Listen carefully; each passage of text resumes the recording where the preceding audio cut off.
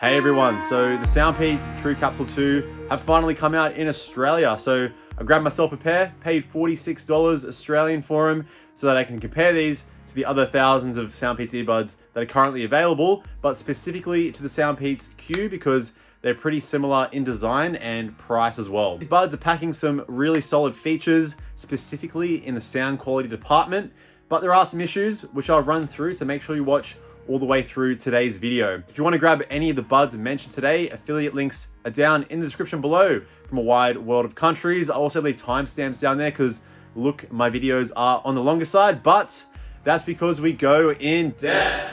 So if you're picky with your audio, so am I. Let's get into another picky review.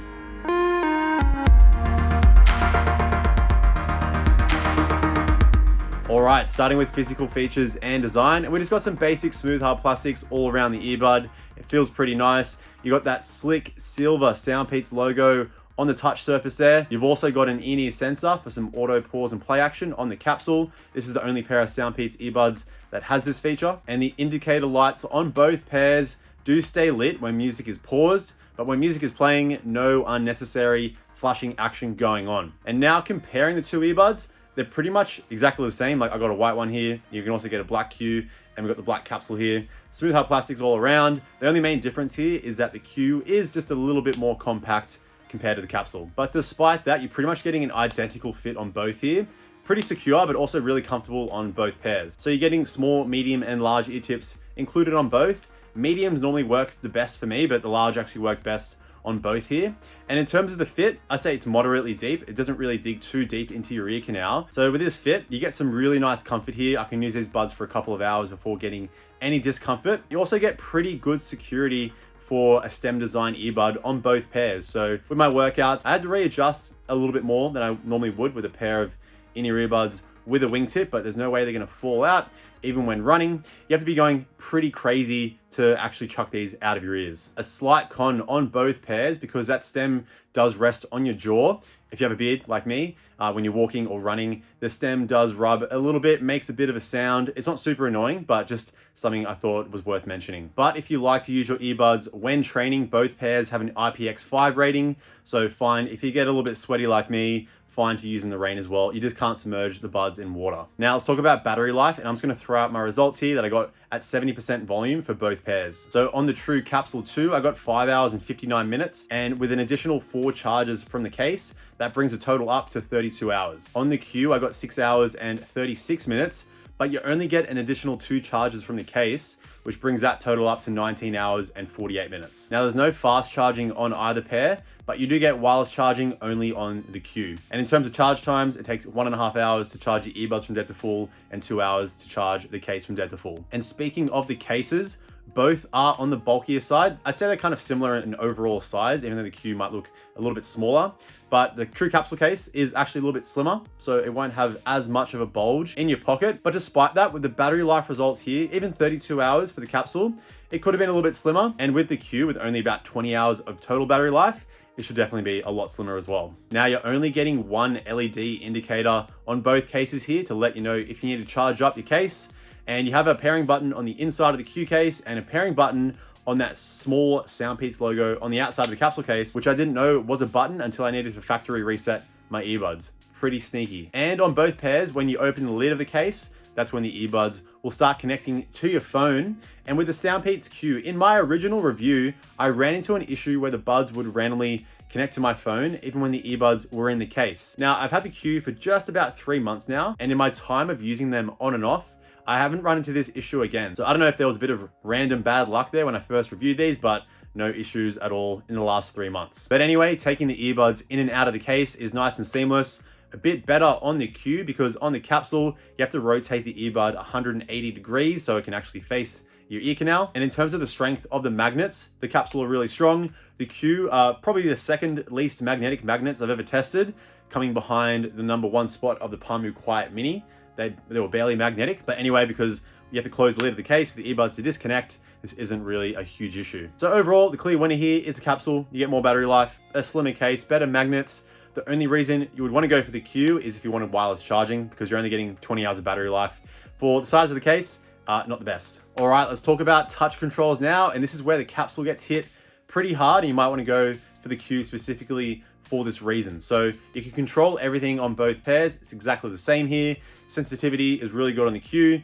On the Capsule, the sensitivity is great, potentially a little bit too good, because the issue is when you grab the earbud at the top of the stem, even if you're only slightly touching that touch surface with the top of your finger, it's gonna activate touch control. So look, an easy workaround here is to only grab the earbud by the stem, but I just like to grab my earbud at the top and the bottom. It's a little bit easier to readjust, but if you can look past this and you don't mind just grabbing the earbud by the stem, then you should be all fine. And you are getting auto pause and play on the Capsule, which works well inside, but if you're outside and the sensor is like sort of facing the sun, even on an overcast day, it just doesn't work. And another slight con, if you don't like the auto pause and play, since these aren't compatible on the SoundPEATS app, you actually can't turn this off. So you're kind of stuck with it on, if you don't mind. Finally, in terms of feedback with the controls, you get a subtle beep when you play, pause, and skip tracks on both pairs, but it's only on the SoundPEATS Q that when you adjust volume, you also get a subtle beep, which is nice. I like myself a little bit of feedback, but look, we're getting pretty picky here. All right, let's talk about Bluetooth and connectivity now. And on the SoundPEATS Q,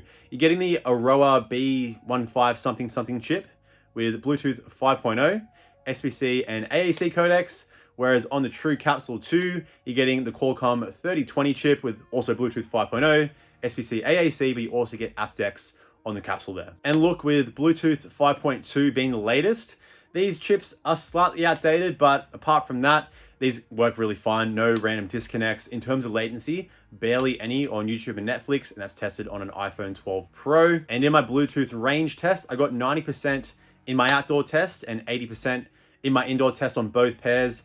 Outdoor test is across 27 meters in a clear open space. My indoor test is 17 meters, downstairs, upstairs, through 5 walls. So look, not the best out there, but should do the job for most of you. Now there's no multi-pairing on either pair here, but on both pairs, you can use the left or right earbud individually. And for me, this only works in mono mode on the SoundPEATS Q. On the TrueCapsule, for whatever reason, they're supposed to work in a mono mode, but I'm pretty sure this is an issue with the Qualcomm 3020 chip, specifically on iPhone. So on the Capsule, on an iPhone, I can use the left or right earbud individually, but it doesn't work in mono mode.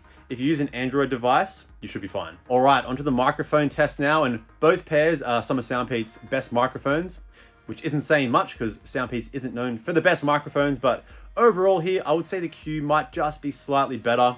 But anyway, I'll chuck up some tests here so you can hear for yourself. All right, here's a microphone test with the SoundPEATS TrueCapsule 2. All right, here's a microphone test with the SoundPEATS Q. And here's what it sounds like with the crowd noise being played off my computer speakers. And this is what it sounds like with the crowd noise being played off my computer speakers. All right, so here's a microphone test with the SoundPEATS TrueCapsule 2. If I look blazed, I've just been sneezing a lot, but hopefully the microphones are picking up my voice quite well. All right, here we are in the outside world with the SoundPEATS Q. Cars are zooming past. There's a highway in the near distance. So hopefully the microphones are picking up my voice quite well. All right, before moving on to sound quality, a quick little drop on my Instagram here so you can stay updated with behind the scenes action of Picky Audio and my audio ventures. Link is down in the description below. All right, on to sound quality. And as usual, starting with volume, and on the SoundPEATS Q at 100% volume, these buds are ridiculously loud. They're pretty much tied with the SoundPEATS H1. Keep in mind the Q here gets pretty harsh when you venture above 85%, whereas on the H1, they actually still sound really good, really clear. But anyway, you don't really want to be listening at 100%. You will lose your hearing. The sweet spot is about 60 to 75%. Even at 85%, you don't have to go any louder than that. But again, keep in mind, above 80%, the treble can get just a little bit more on the harsh side. And to compare the volume of the Capsule with the Q at 85%, that's equivalent to the Capsule at 100%. So the Capsule is still definitely loud enough at 100% volume. Maybe another notch would have been good, but honestly, most of you should be fine. And when you have the Capsule at 100% volume, the treble can also get slightly harsh, but I noticed a Q's treble was just a little bit harsher at that volume. Now, if you're looking for low level listening, you're not really getting it here on either bud. They're both pretty loud at the lowest volume. But in terms of white noise, the Capsule barely has any here. The Q only has a slight amount, but when you compare the two, I could definitely notice a difference there. All right, let's talk about the sound now, and both pairs are bringing that signature bass heavy SoundPEATS sound, but with some subtle differences. So the bass on both pairs hits really deep. I would say it hits equally as deep. So you're definitely getting that subwoofer in your head feel. Not as much as SoundPEAT's bassiest earbud, the Sonic. They still hit a little bit deeper, but overall you do get more bass on the capsule, specifically in those kind of higher frequencies. So you kind of notice this more on things like distorted guitars or on electronic music, for example, hardstyle, where there's a lot going on in different bass frequencies. So since the Q is lacking a little bit in that upper low end, it can sound lacking with certain genres when there's a lot more going on in those different bass frequencies. The mid-range on the Q though is pushed a little bit more forward, so this brings vocals a little bit more to the forefront of the mix. Not to say the capsule has a bad mid-range, it's actually still quite good. Vocals are clear, it's just a little bit more clear on the Q. Both pairs sound really good, so you're getting nice direct treble. On the Q though, it's a little bit more in your face, mainly because there isn't as much going on with those lower frequencies, so it definitely has a little bit more room to breathe. But like I mentioned before, when you go just about 80%, 85%, the treble does get a little bit harsh on some tracks. Whereas with the capsule, you get equally as clear and direct treble, but when you're at 100% volume on the capsule, it doesn't get as harsh as the Q. Still a little bit at 100% again on some tracks, but the Q just a little bit too on the harsh side, I would say. Now in terms of soundstage, it's pretty similar here. Nothing special really. The Q is just slightly better. And this is the same with sound imaging and being able to pick out where instruments are coming from in that soundstage. Look, again, nothing incredibly special, but the Q again, just slightly better, mainly because those mids and treble are pushed slightly more forward. So overall here, if you love your bass, you listen to a lot of rock, metal, electronic music, hardstyle, the capsule would be the better go. But if you like a little bit more clarity, your vocals push forward a little bit more, the Q also might be a little bit better for you. But look, to make this easier for you to decide, I'm gonna run through my genre rating checklist, and when I compare earbuds here, I'm gonna let you know which pair I prefer with each individual genre. But before we go into that, I wanna make one more quick comparison between these earbuds and the SoundPEATS Sonic as well, because I know it's quite a popular earbud, so I wanna compare these in case you're deciding to get the Sonic as well. So I'll just compare the capsule to the Sonic here, and then you can kind of figure out the differences between the Q as well. I believe in you. So on the Sonic, like I mentioned before, you're getting bass that hits a little bit deeper. There's just overall more of it. The capsule here is still very bassy, but the bass does come across a little bit more punchy compared to the Sonic. The Sonic at 100% volume doesn't get harsh whatsoever. So if you're quite sensitive to treble, that might be a better go for you. But keep in mind as well, the capsule does go about one notch louder, which is nice to have, but that's one of my gripes about the Sonic. I wish it just had like another one notch or maybe two notches of extra volume. Apart from that, soundstage and imaging is pretty similar on both pairs, which is quite impressive considering the treble on the capsule is pushed forward just a little bit more. So it comes across as you kind of get a little bit more clarity, but again, at the cost of it getting a little bit harsh at those high volumes. So hopefully that helps, but let's go onto the genre rating checklist. And as usual, starting with EDM, and I'm gonna start with the tie here because both pairs are really solid. If you want a bit more bass on your capsule, or if you like your mid-range push forward and your vocals push forward more, the Q might be the better go for you. This is the same with pop and radio as well. I'm gonna lock in a tie. But with hip hop and R&B, I'm gonna give the capsule the win, mainly because there's just a lot more going on in those lower frequencies in your sub bass. Now with metal, I'm gonna give capsule the win, mainly because there's just more bass frequency going on. So on the Q, the distorted guitar can sound just a little bit lacking compared to the capsule. And this is going to be the same with rock as well. Now with indie and acoustic, I'm also going to give capsule the win, mainly because again, that low end, you're getting a little bit more depth in your sound in your acoustic tracks. Now with jazz, I'm going to give the Q the win, mainly because that treble being pushed forward does work a little bit better with your jazz if you don't mind it getting sometimes harsh, but again, with all those horns, keyboards, ride cymbals, hi-hats, and percussion, it sounds a little bit more crisp on the Q. But with classical, I'm gonna give the capsule the win. Again, that low end just provides a bit more of a richer, deep sound with your classical tracks. All right, now into subgenres, and starting with one of my favorites, hardstyle. I'm gonna give the capsule the win here, mainly because again, that low end just works a little bit better in all those frequencies. So when you're working with hardcore and any songs that have kicks in a lot of different frequencies, the capsule just sounds a lot better. Now with trap and dubstep, I'm gonna give the capsule the win here. Just again, that bass works a little bit better when compared to the Q. Now with psytrance, I'm gonna give the Q the win here, mainly because with that mid-range and treble being more of a focus, this allows the synths and all those wacky sounds in psytrance to take the forefront a little bit more, whereas on the capsule, the bass can overpower just a little bit. Still sounds good, but the Q, a little bit better. With trance though, I'm gonna give the capsule the win, mainly because that treble is just enough to provide your nice, clear, euphoric sound, but not getting too harsh. Whereas a Q, with those vocals and synths and everything being quite bright in trance, can get a little bit harsh. Now with techno, the capsule gets a win, mainly again due to that bass response. If you're listening to like heavier techno or acid and that kind of stuff, you just get more impact on your low end on the capsule. Now with symphonic metal, the capsule is also getting the win, kind of similar to metal here. You get a nice heavy sound with your distorted guitars. The Q is a bit lacking, but the orchestration does come through better on the Q. So look, it really depends on what you like there. And finally, do they degent? Do they degent? They both do. The capsule, a little bit better. It's a little bit heavier if you like some nice heavy degent.